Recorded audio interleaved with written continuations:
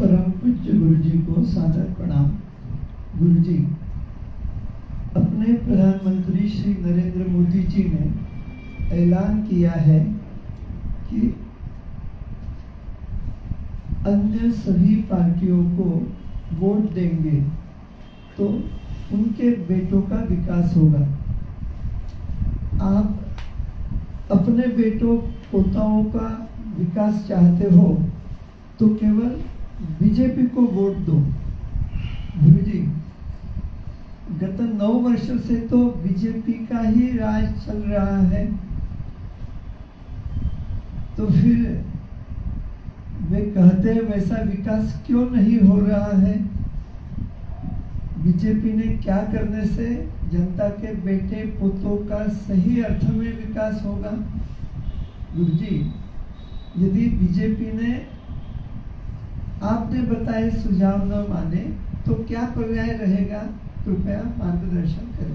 धन्यवाद गुरु जी। सभी श्रोताओं का आज के फेसबुक लाइव प्रोग्राम में हार्दिक स्वागत है। मुझे आप कृपया मार्गदर्शन देंगे।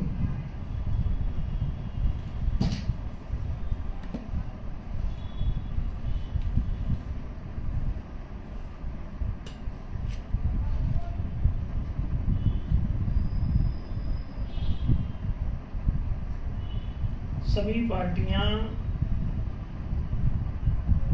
अपने बेटों, नाती पोतों, वंशों का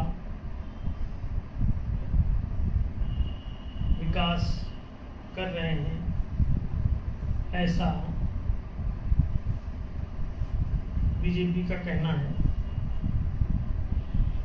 नेहरू की वंशावली चल रही है, गांधी के नाम पर चल रही है।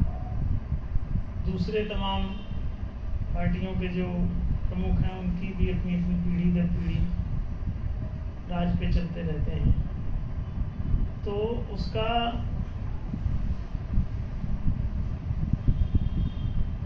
और ऐसा नहीं है कि बीजेपी में ऐसा ना हो। बीजेपी के प्रायः सभी नेताओं की पीढ़ी दर पीढ़ी आगे बढ़ रही है। तो ऐसा कहना कि केवल दूसरी पार्टियां ही ऐसा कर रही हैं, उचित नहीं है। भाजपा में भी कई सारे नेता हैं जिनकी पीढ़ी दर पीढ़ी चलती रही, और केवल राजनीतिक दल पर ही नहीं, ये पीढ़ी दर पीढ़ी तो हर घराने में अंबानी के, धीरू भाई अंबानी के बच्चे मुकेश अंबानी और अनिल अंबानी अगले मालिक हैं।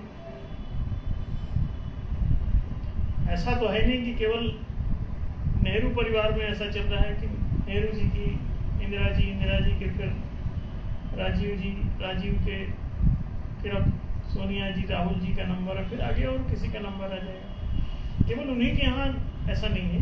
ये बात ठाकरे का भी, उनके यहाँ भी तो अगली पीढ़ी चल रही।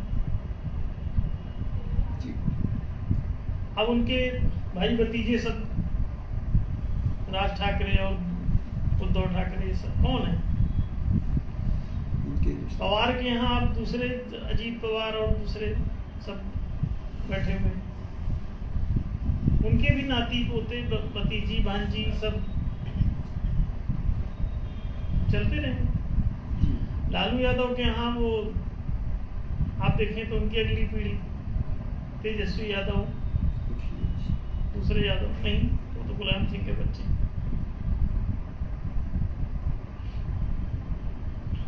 मुलायम सिंह के यहाँ अखिलेश यादव हैं, उनके पूरा परिवार ही लगा हुआ।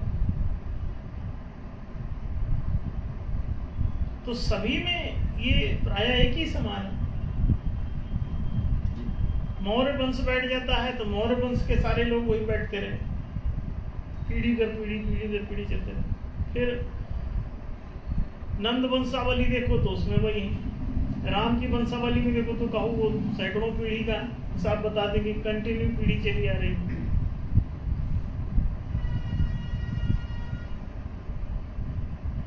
राम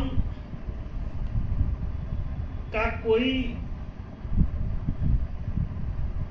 वैसा आधार न होने के बावजूद, ऐतिहासिक इसके बावजूद उनकी पीढ़ी के साथ अपने को सेट करके लोग चलाते रहते हैं। जिसकी ब्रांडिंग हो जाए उससे जोड़ देंगे लोग। गांधी जी की ज़्यादा ब्रांडिंग थी नेहरू जी से, तो गांधी की ब्रांडिंग ले ली गई, अगली पीढ़ी ने अपने नाम में गांधी जोड़ लिया। तो ये पीढ़ी दर पीढ़ी जिसकी भी ब्रांडिंग हो जाएगी उसके पीछे, जिनकी ब्रांडिंग नहीं रहती उनकी राजनीति के लोग कर लेते हैं। जैसे बुद्ध राजनीति से बाहर चले गए, पिता का राज्य छोड़ करके घर से बाहर आ गए, जंगल चले गए, साधु हो गए, सन्यासी बन गए, तो दूसरे राजा लोगों ने उनकी ब्रांडिंग कर डाली। जगह जगह उनकी मूर्तियां, सत्य का प्रचार करने के बजाय वो सब अपनी अपनी ब्रांड इसीलिए करते रहते हैं। अगर ऐसा सत्य प्रेम न्याय पुण्य का प्रचार करें, इसकी ब्रांडिंग बनाएं, तो उनकी अपनी वंशावली सेट ही नहीं होगी। फिर सत्य के अनुसार जो होता होगा वैसा आगे पदाधिकारी बनेगा। जैसे अभी दुनिया में IAS IPS के एग्जाम होने लग गए। अब आप IAS टेस्ट दीजिए तभी आप वहां बैठ पाएंगे। सिविल सर्विसेज में सब टेस्ट हो रहे हैं, हर स्टेट के टेस्ट हो रहे हैं,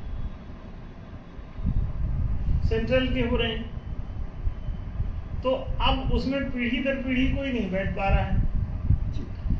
सुप्रीम कोर्ट में वहां टेस्ट की व्यवस्था नहीं है, तो वहां पीढ़ी दर पीढ़ी बैठ रहे हैं।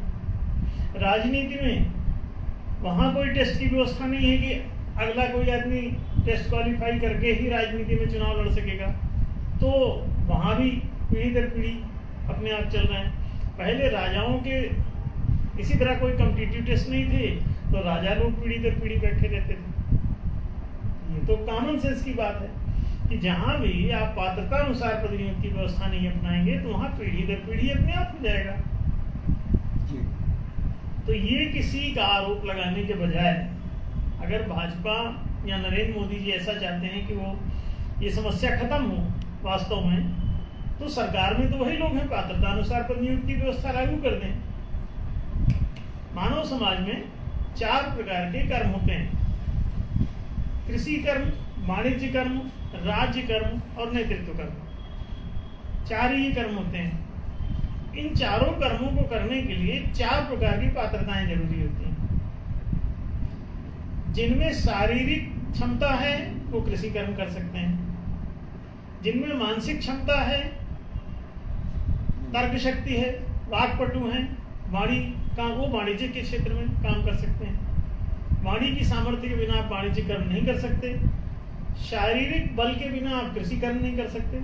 आप अगर बलहीन हैं तो आप खेत नहीं जोत पाएंगे, फावड़ा नहीं चला पाएंगे, मेड़ नहीं बांध पाएंगे, खेत लेवल नहीं कर पाएंगे, सिंचाई नहीं कर पाएंगे। मेहनत के काम है, शारीरिक बल चाहिए कृषि क्षेत्र के लिए। वाणिज्यिक क्षेत्र के लिए वाणी का बल चाहिए, वाक्पटुता चाहिए। वाक सामर्थ्य अगर विकसित नहीं है तो आप नहीं कर सकते। वाक सामर्थ्य उसी की काम करती है जिसका मेंटल डेवलपमेंट हो। इंटेलेक्चुअल जो जितना विकसित है, जितना ज्यादा इंटेलेक्चुअल है, जितना ज्यादा इंटेलिजेंस उसका काम करता है, उतना ज्यादा वो तार्किक हो जाएगा। तो ये तो बड़ी सामान्य सी बात, इतनी किसको समझ में नहीं आ रही। जो लोग अनपढ़ हैं लेकिन शारीरिक रूप से बलवान है, पहलवान है, वो कृषि क्षेत्र में जा सकते हैं। जो मानसिक रूप से विकसित हैं, शिक्षित हो गए हैं, अनपढ़ नहीं हैं, वे सभी लोग वाणिज्यिक क्षेत्र में जा सकते हैं। जो वाक्पटु है, वाणी के बिना तो का माल ढाई के कहाँ से बेचेंगे, घाटे में चले जाएंगे। वाक्पटु नहीं है तो अपने माल की तारीफ भी नहीं कर पाएंगे, ग्राहक की तारीफ नहीं कर पाएंगे तो ग्राहक नाराज होकर चला जाएगा। तो ये पूरी प्रशंसागिरी तार्किकता है। मूल्य का निर्धारण तर्क से होता है, बाजार में पूरी बार्गेनिंग से होता है। 10 का बेचोगे कि 15 का बेचोगे, 20 का कि 25 का, ये वहां तर्क चलते हैं। 4 ग्राहक खड़े हैं, आप किस रेट में देंगे, वो किस रेट में लेगा, तर्क हो रहे हैं। वाणी के बिना, तर्क के बिना, बुद्धि के बिना, मानसिक सामर्थ्य के बिना, IQ के बिना आप वाणिज्यिक क्षेत्र में नहीं जा सकते। जैसे शारीरिक सामर्थ्य जरूरी है कृषि क्षेत्र के लिए, क्रिया शक्ति बहुत जरूरी है, उसी तरह वाक शक्ति बहुत जरूरी है वाणिज्यिक क्षेत्र के लिए, वाणिज्य सामर्थ्य। उसी तरह से जब आप राज्य कर्म करने के लिए जाते हैं, राजकीय पदों पर नियुक्त होते हैं, चपरासी से राष्ट्रपति तक पूरा ये प्रशासनिक क्षेत्र है, अगर आप उसमें जाना चाहते हैं तो राजकीय पद के लिए लोक सेवा आयोग, जनता की सेवा का ये कार्यक्रम है। आप किसी भी पोस्ट पे जाइए राजकीय पद पर, आपको जनता की सेवा करनी है, जनता को शिक्षा देना है, जनता को रोजगार देना है, जनता को आवासीय सुविधाएं देनी है, सड़क पानी बिजली देना है, जनता को संरक्षण देना है, आर्मी बनाना है, पुलिस बनाना है, सब अस्पताल खोलने हैं। तो ये जनता का प्रोटेक्शन आप कैसे करेंगे? आपके भीतर सेवा भाव ही नहीं है, मान लीजिए भावनात्मक विकास चाहिए, छाती विकसित हो जिसकी, तो जो जिनके अंदर ये क्षत्रियत्व हो, सेवा भाव हो, वो लोक सेवा आयोग से भर्ती हुआ करें और वहां पे EQ स्तरीय टेस्ट हो, इमोशनल क्वोशंट जांचा जाए, उनको वहां पे पास होने वालों को वहां नियुक्त किया जाए, चपरासी से राष्ट्रपति तक। सेवाएं निश्चित रूप से होंगी। प्रेम अगर किसी का विकसित है, भाव किसी का विकसित है, हृदय काम करता है, भाव में जड़ता, कठोरता, क्रूरता, हिंसात्मकता ये सब नहीं है, तो मनुष्य निश्चित ही सेवा कर पाएगा। एक अच्छा टीचर बन सकता है, एक अच्छा डॉक्टर बन सकता है, एक अच्छा कलेक्टर बन सकता है, एक अच्छा कोई भी सरकारी कर्मचारी, अटवारी पटवारी, सब बनने के लिए आपको सेवा भाव चाहिए। नहीं तो प्रत्येक कर्मचारी IQ वाला वहां नियुक्त है या PQ वाला नियुक्त है, तो वो हर चीज में कमीशन खाएगा, घूस खाएगा, भ्रष्टाचार करेगा, फिर आप आरोप लगाएंगे करप्ट हैं सब सरकारी कर्मचारी। राजकीय पदों पर अगर करप्शन है तो उसका कारण अपात्र व्यक्तियों की नियुक्ति है। सुपात्र व्यक्ति, सेवा भावी व्यक्ति वहां गया है तो जिसका हृदय काम करता है वो बेईमान नहीं होता, क्योंकि बेईमान का हृदय विकसित ही नहीं होता, कठोर होता है। अगर आप ईमानदार हैं तभी आपके इमोशंस काम करेंगे, नहीं तो नहीं करते। आपके अंदर आंसू, करुणा, दया ये सब तभी आएगी जब आप ईमानदार। बेईमान में प्रेम नहीं होता। प्रेम जगाना है तो आपको ईमानदार होना पड़ता है। तो वहां पहुंचने पर कोई आदमी जो इमोशनली बहुत विकसित है वो किसी को सता नहीं सकता, उसको दर्द देगा दिल में, किसी से घूस नहीं मांग सकता, उसको तकलीफ होगी खुद को। वो उसकी सेवा के लिए बैठा है, उसके लिए जानलेवा कैसे बनेगा? अभी पुलिस गाली दे रही क्योंकि आप EQ टेस्ट लिए बिना आप पुलिस बना रहे हैं, दिन भर गाली डंडा बजा रहे हैं, कोई करुणा दया है ही नहीं उनके अंदर कुछ। संवेदनशील पुलिस की जरूरत है, संवेदनशील प्रशासन की जरूरत है, वहां पे संवेदना की जांच ही नहीं, सेंसिटिविटी चेक ही नहीं हो रहा है, टेस्ट ही नहीं है उसका। लोक सेवा आयोग IQ टेस्ट ले रहा है, EQ टेस्ट नहीं ले रहा है। इमोशनल क्वोशंट का टेस्ट हो तो सब अच्छे से काम होने लगे। इसी तरह से नेतृत्व के क्षेत्र में जाने के लिए SQ स्तरीय टेस्ट होना चाहिए, स्पिरिचुअल क्वोशंट, जिसका आत्मिक विकास हो रखा है, जिसमें आध्यात्मिक ऊंचाई काम कर रही है, निष्पक्ष न्यायकारी आत्मा का विकास है। आत्मा जो है, जो आदतों से मुक्त है, उसे कहते हैं उन्मुक्त आत्मा। तो जो मुक्त आत्माएं हैं, मोक्षलब्ध हैं, प्राकृतिक वेगों, विकारों, तमाम इच्छाओं, आकांक्षाओं, आदतों, अभ्यासों, संस्कारों से जो ऊपर हैं, जिनकी इच्छाएं उनको गुलाम नहीं बनाती, जिनकी आदतें उनको गुलाम नहीं बनाती, तो जो अपनी समस्त आदतों से मुक्त हैं, उनको नेता बना दो, राजनीति में ले जाओ। वो ऐसा व्यक्ति, देखो आप कोई भी गलत सलत जो काम करते हो, गलत सलत बोलते हो, गलत सलत निर्णय देते हो, उसका कारण ये रहता है कि दूसरों के प्रति हानिकारक बोल रहे होते हो। दूसरों के प्रति हानिकारक केवल वही बोलता है जो आत्मिक तल पर नहीं है। आत्मा सर्वव्यापी होने के कारण, एक जैसी होने के कारण, आदतें अलग अलग हैं आपकी, लेकिन आत्मिक रूप से आप एक ही जैसे हैं। पुरानी आदतें आपकी हटा दी जाएं तो आप सभी एक जैसे ही दिखाई देंगे। आपके ऊपर अपने नाम, रूप, गुण, अभ्यास, आदतों का एक विक्षेप चढ़ जाता है। तो जो विक्षिप्त रहते हैं, पागल रहते हैं, प्राकृत रहते हैं, उनसे आप सर्वात्मक, निष्पक्ष, न्यायकारक बातें आशा नहीं कर सकते। वो इस आशा पे खरे नहीं उतरेंगे। तो हमेशा ध्यान रखें कि निष्पक्ष, न्यायकारी आत्मा वही हो सकती है जो किसी प्रकार की अपनी निजी आदतों, निजी बातों, निजी इच्छाओं से मुक्त हो। ऐसे व्यक्ति को ही जो अपनी आदतों पर आत्मा का नियंत्रण स्थापित कर लेता है, उसे ब्राह्मण कहते हैं, उसे नेता कहते हैं, उसे गुरु कहते हैं, मार्गदर्शक कहते हैं। नेतृत्व करने वाला माने नेत्रवान, मार्गदर्शन वही कर सकता है। तो ये 4 प्रकार की पोस्टें हुई: कृषि, वाणिज्य, राज्य और नेतृत्व के क्षेत्र। 4 प्रकार की ये पोस्टें होंगी, 4 प्रकार के कर्म हैं। कृषक, वणिक, रक्षक, नायक, ये 4 पोस्टें हैं जो चारों कर्मों को करते हैं। इनकी योग्यताएं हैं शारीरिक, मानसिक, भावनात्मक, चेतनात्मक। इसे ऐसा कह लो: बल, वाणी, व्रत और विवेक।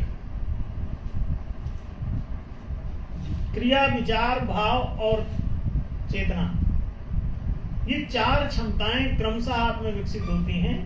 इन चारों क्षमताओं के अनुरूप आप पोस्टिंग कर दो। कोई वंशावली से नहीं बैठ पाएगा, वो तो टेस्ट होगा, जो पास सो पास, जो फेल वो बाहर। तो किस बात की वंशावली?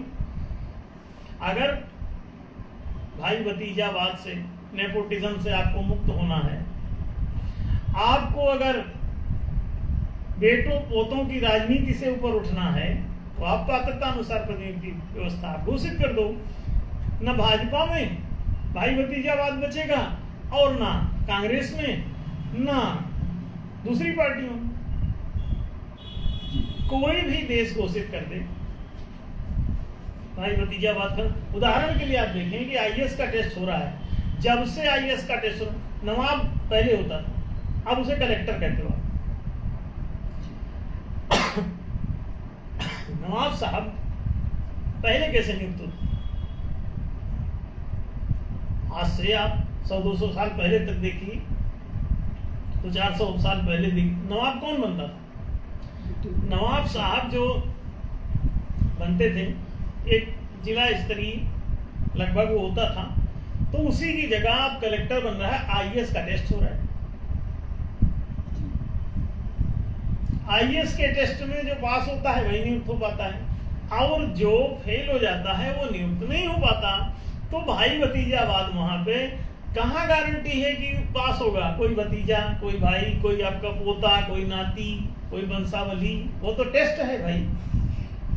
और टेस्ट में आप ही के अगर 4 बच्चे हो, चारों क्या टेस्ट पास कर जाएंगे? आप केवल एमबीबीएस में चारों को भर्ती कर दो, क्या चारों उसका पास कर देंगे? नहीं, उसमें कोई एक आध पास करेगा, बाकी नहीं। क्यों? अभी पात्रता अनुसार टेस्टिंग है, तो टेस्टिंग में कोई आरोप लगा भी नहीं सकता। तो किसी पर आरोप लगाने के बजाय किसी भी सरकार को उसके समाधान पे काम करना चाहिए। समस्याएं, दोषारोपण, इससे बात नहीं बनेगी। और वही अपने मुंह पर भी वही काली पोत करके दूसरे के मुंह पर काली पोतने का दावा कर रहे हो, या लिए पेंट तैयार हो काला, दूसरे के मुंह पर बरस मारने के बजाय और अपने मुंह पर भी पोतने के बजाय उसका हल कर लो। पेंटिंग मत पोतो, ना अपना मुंह काला करो, ना दूसरे का मुंह काला करो। ये जो आरोप प्रत्यारोप लगाता है ना आदमी, ये सिर्फ ये बताता है कि जनता को ठगने की योजना। वही आरोप कांग्रेस भाजपा पर लगाती है कि ये सांप्रदायिक। संप्रदायवाद क्या है? यही संप्रदायवाद का ही एक नेपोटिज्म है कि अपने और अपनों के लिए काम करेगा।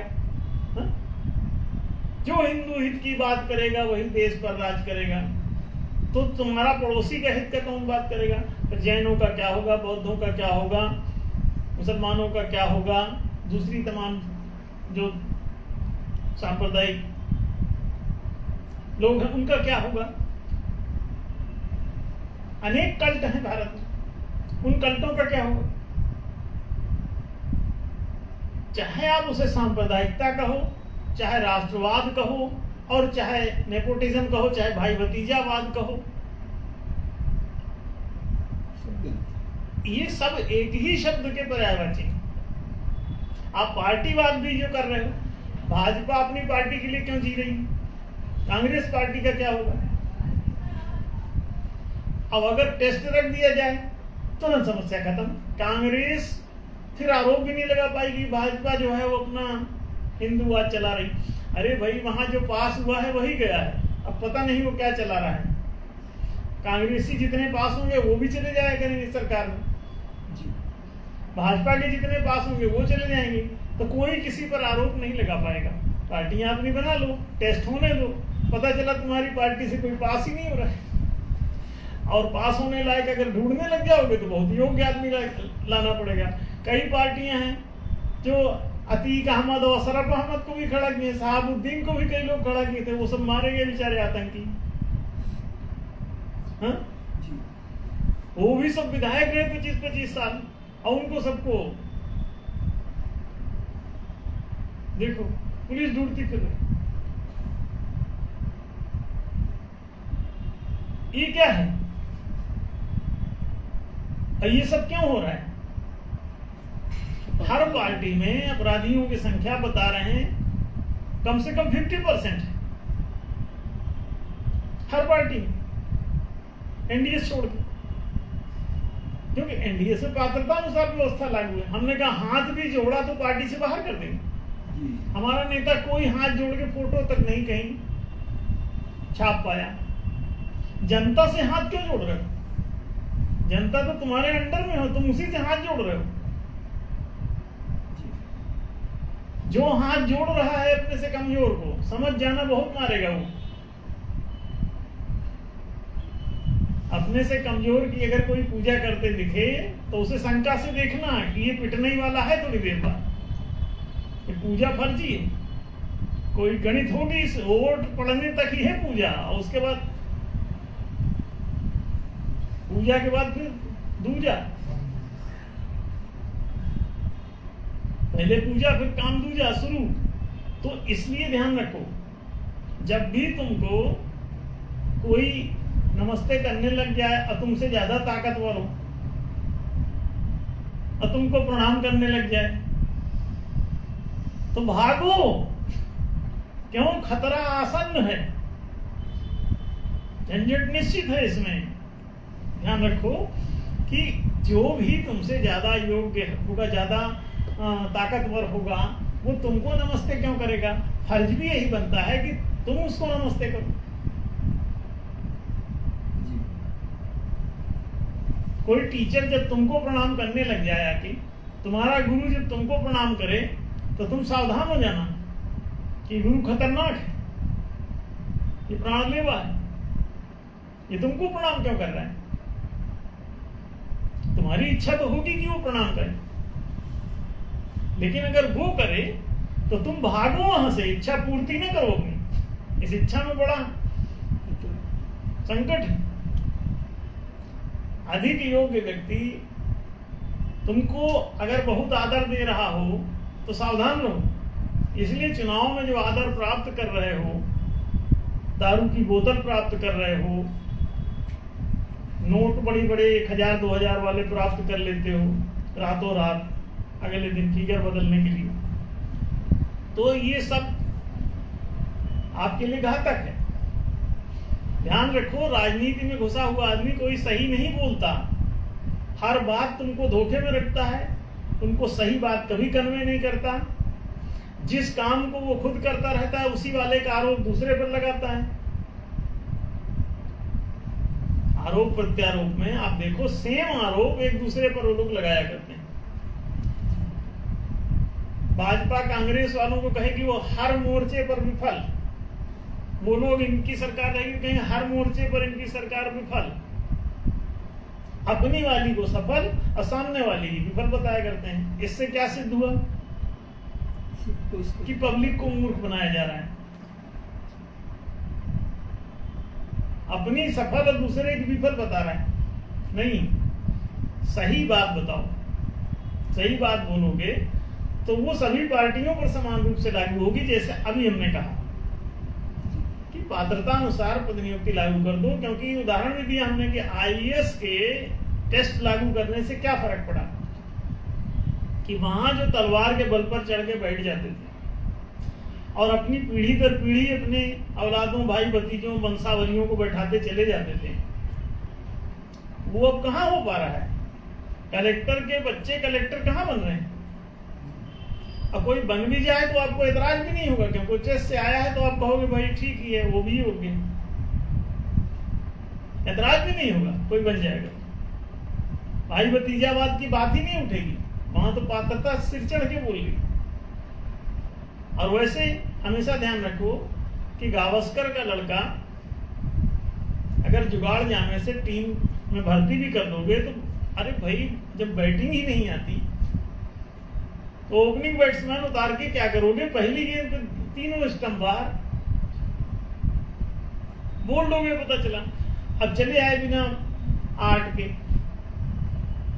बिना गुण के, बिना कला कौशल के, आप कैसे करेंगे। तो भाई भतीजावाद हमारी टीम में क्यों नहीं हो रहा है। लोग कहते हैं होता होगा भाई, अरे होके भी क्या करेगा, कुछ आर्ट होगी तभी भाई भतीजावाद भी तुम थोड़ा बहुत कर सकते हो, नहीं तो नहीं कर सकते, नहीं बनता। अब बॉलर ले आके लगा दिए, पता चला पिट रहा है, अरे एक दो मैच पिटेगा फिर हल्ला मचेगा, बाहर होगा। इसको क्यों रख रखा है, इसको तो बॉल पकड़ना नहीं आता, बॉलर बना दिया स्टार बॉलर।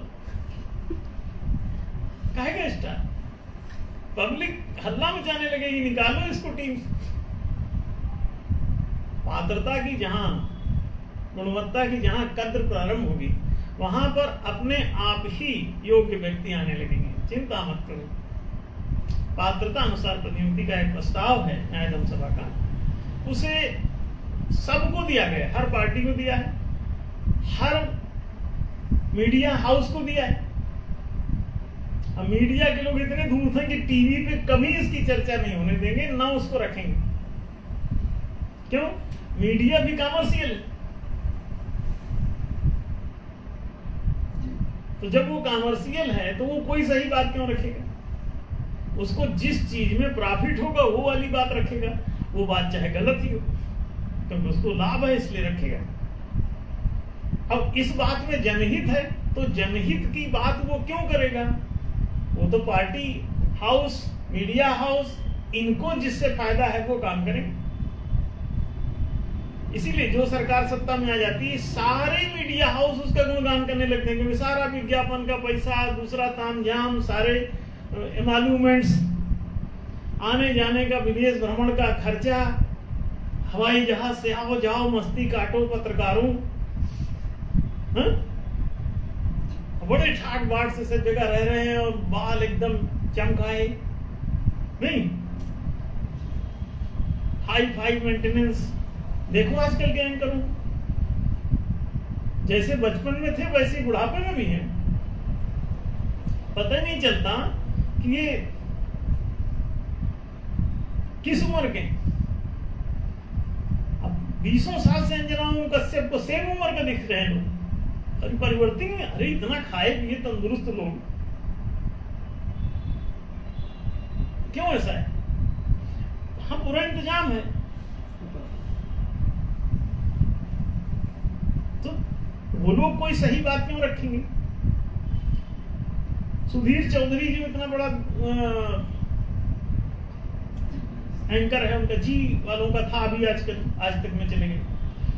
उनको हम लोगों ने कितने बार बताया ना। सुधीर जी देखो, इनके पास आए थे फाइनेंस कराने बैंक में, तो इन्होंने इनको समझाया कि देखो कुछ करो, डिजिटल करेंसी पे बनाओ प्रोग्राम, चारों जनाधिकारों की बात रखो।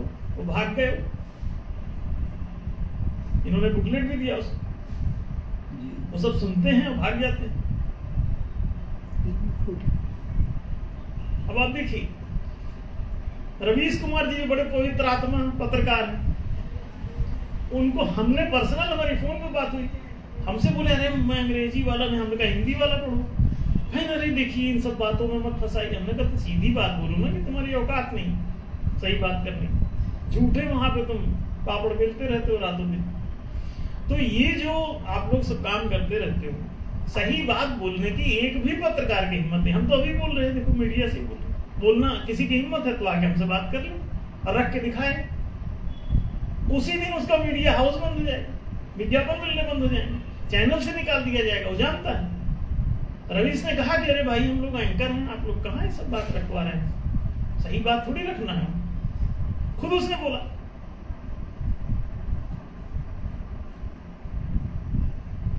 सही बात कोई जनता को नहीं जानकारी देता।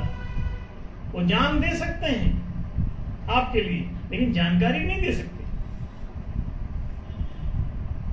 जान दे देंगे वो, गांधी जी आपके लिए मर जाएंगे, दूसरे नेता सब न्यौछावर हो जाएंगे, देश के लिए कतरा कतरा इंदिरा जी ने बहा दिया, लेकिन जानकारी, शिक्षा आज तक लागू नहीं। और विद्या ही आपका मूलधनम, विद्या धनम सर्वधनम प्रधानम। विद्या ही मिल जाए तो सारा देश का उद्धार हो जाए। नहीं कर सकते। सबको एक समान 25 साल तक शिक्षा निःशुल्क रूप से दी जा सकती थी। 1-2 लाख करोड़ 4 लाख करोड़ का खर्चा है, 100 लाख करोड़ का तुम्हारे पास बजट है स्टेट सेंट्रल सब मिला के, और तुम 2 लाख करोड़ भी खर्च करने शिक्षा देने की जनता के लिए तैयार नहीं हो। सोचो तुम्हारी नीयत में कितना गड़बड़ घोटाला है। और जनता भी मूर्ख होने के कारण वो भी चुप रहते, उसको कुछ पता ही नहीं कि देश क्या होता है, राष्ट्रपति क्या होता है, प्रधानमंत्री क्या है। दे डोंट नो, मैं 99% तो नहीं जानते कि देश क्या होता है, कैसे चलता है, कितना बड़ा है। आम आदमी सोचता है कि एक ये कटोरा टाइप ऊपर से आसमान का ढक्कन लगा हुआ है और जितने में रहता है, जैसे जगदीशपुर वाले सोचते हैं इसी के चारों तरफ से बंद है, कभी चले गए हर की पौड़ी तक तो कहना अच्छा कटोरा और आगे तक।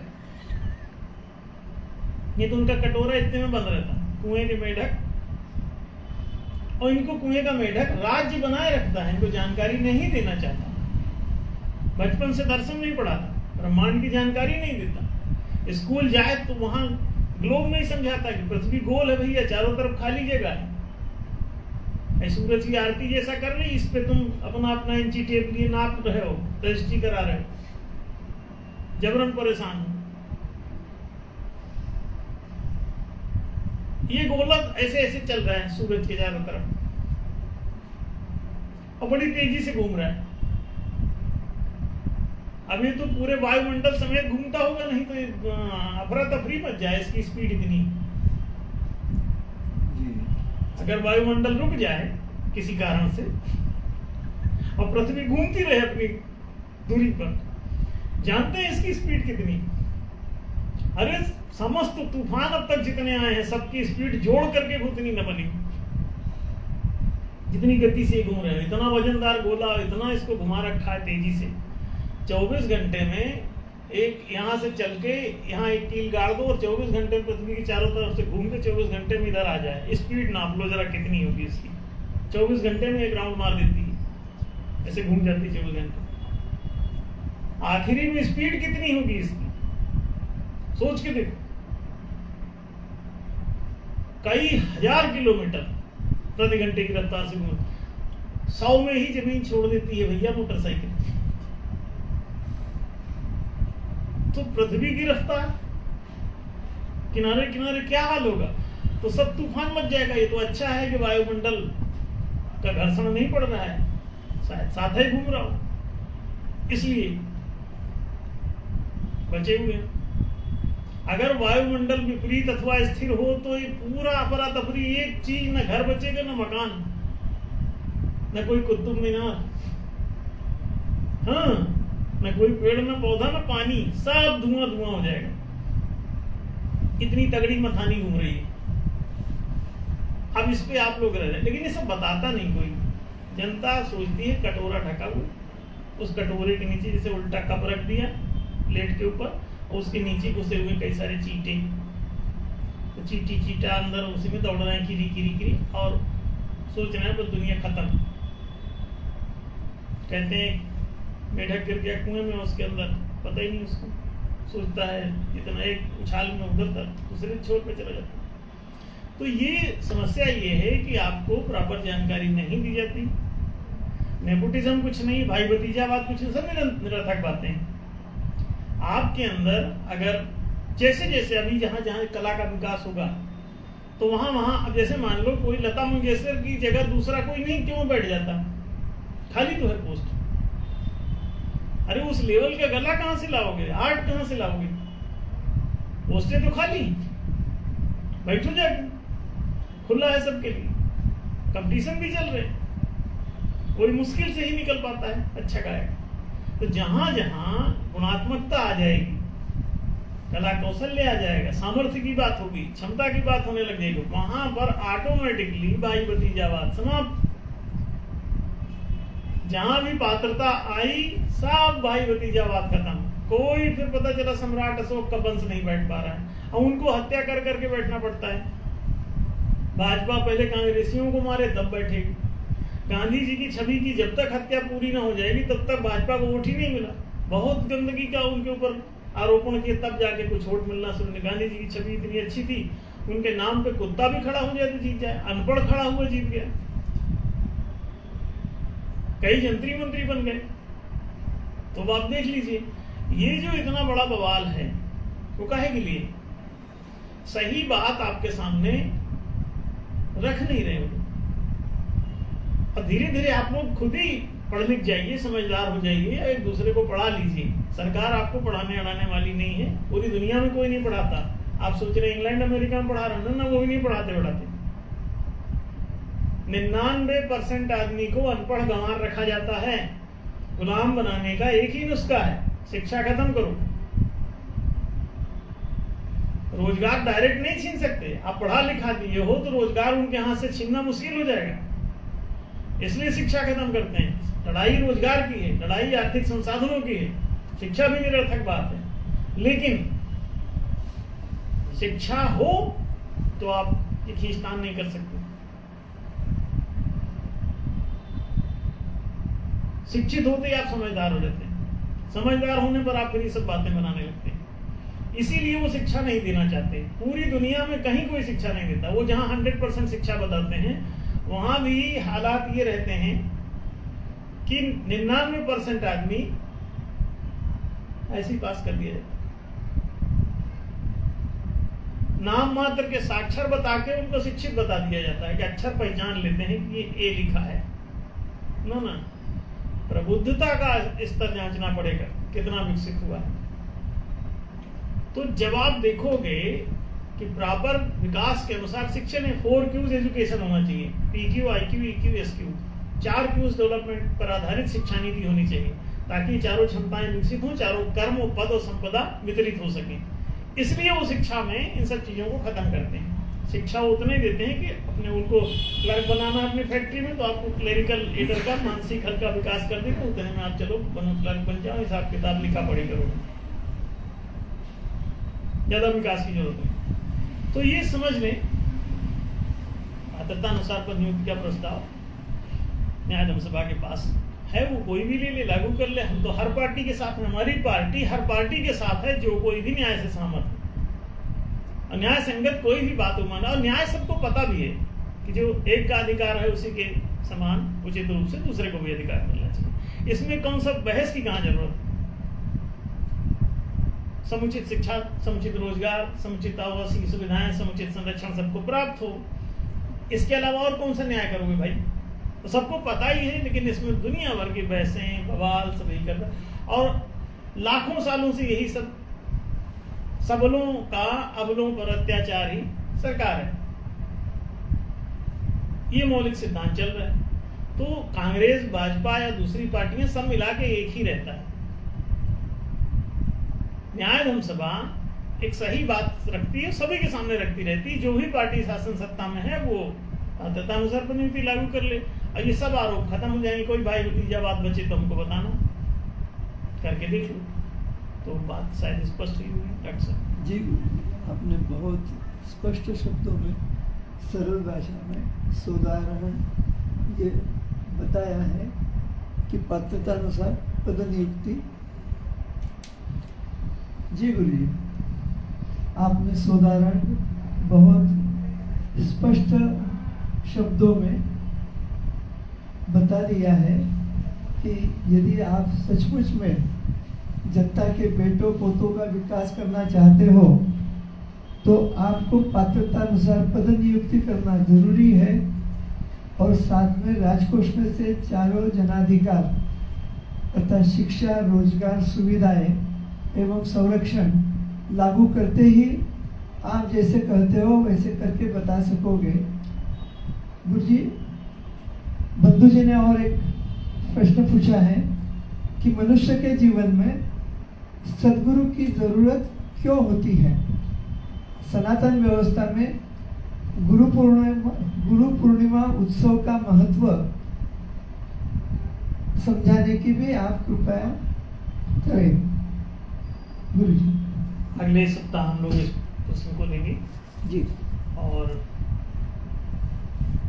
आज का समय अधिक हो चुका है तो इसलिए कार्यक्रम समाप्त किया जा रहा है।